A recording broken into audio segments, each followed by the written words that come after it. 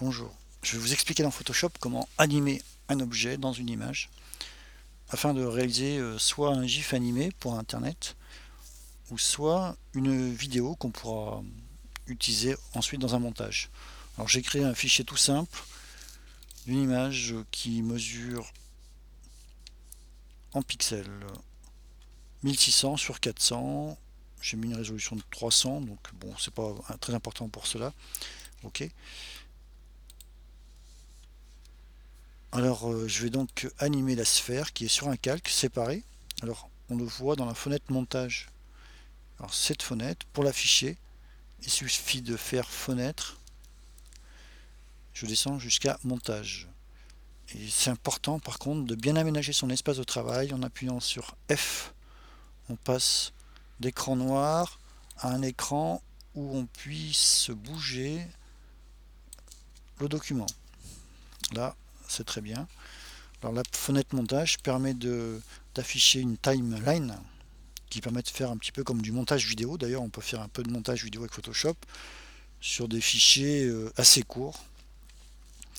Cette animation comporte 2 secondes de temps et chaque seconde comporte 30 images. C'est-à-dire que lors de la lecture,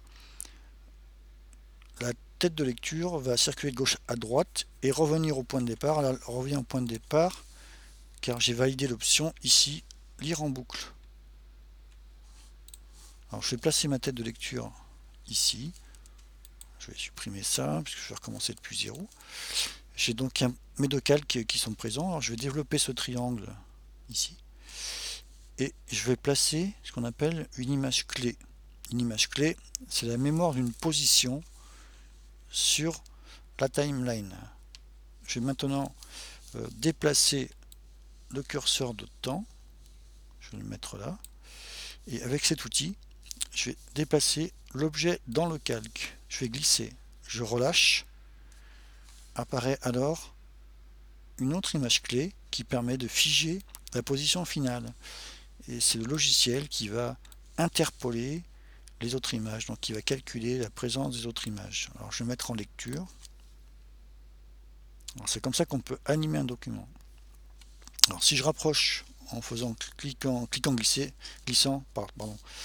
les images clés, je vais donc faire un mouvement qui va être beaucoup plus rapide. Alors, vous voyez, là je vais mettre en lecture.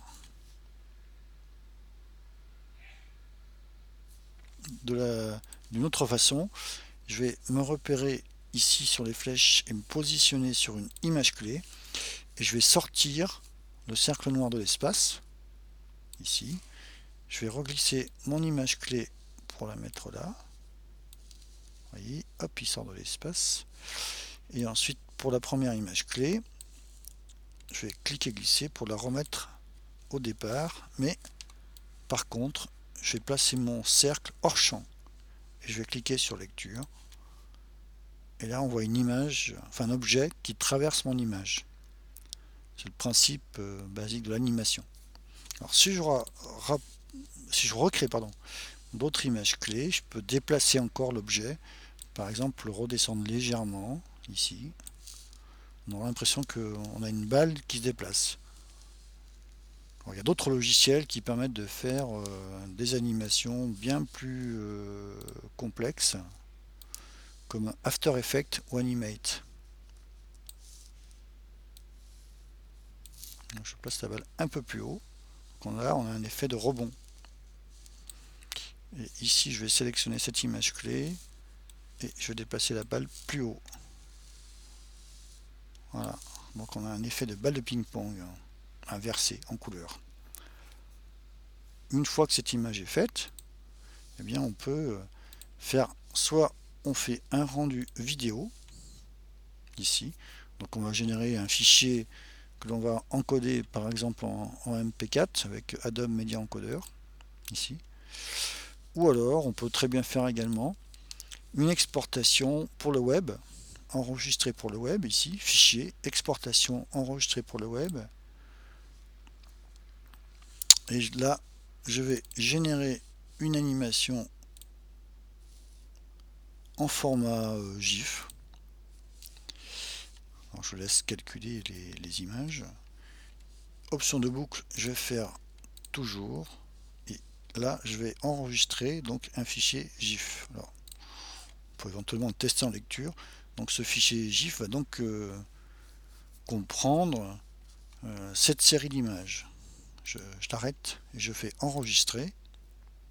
Alors, cette sphère GIF, je vais la placer au même endroit que mon fichier original que j'ai enregistré au format Photoshop. Je vais l'appeler sphère2.gif enregistré.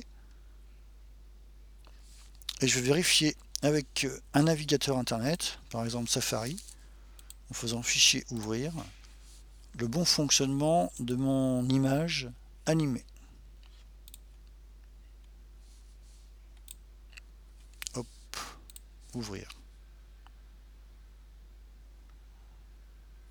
Alors on peut faire d'autres animations plus complexes bien sûr dans Photoshop. Par exemple ce qu'on appelle le cinémagraphe, mais je montrerai ça dans un autre tutoriel. Alors ici si on regarde la fenêtre animation, je suis revenu dans Photoshop, j'ai 3 images clés. Il peut y avoir également des images clés d'opacité. Par exemple, je pourrais très bien faire en sorte que ma balle soit transparente au départ, ici, donc à la première image. Alors je vais ajouter une image clé, pardon. Je vais mettre l'opacité à 0. Et lorsqu'elle va apparaître près du centre, normalement, si ça marche, alors il faut que je mette une autre image clé d'opacité et que je mette à 100.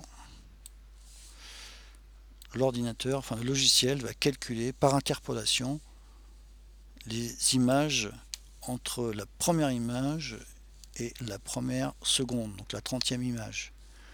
Donc là, transparent, opaque, et ensuite je vais laisser mon image opaque. Voilà le principe de travail. Alors si on veut que ça bouge plus vite, il faut rapprocher les images clés, de façon à ce qu'elles prennent moins de frames. J'essaye. C'est plus nerveux là déjà. Avec l'effet de transparence, ça peut rajouter un effet de mouvement. Voilà, merci pour votre écoute.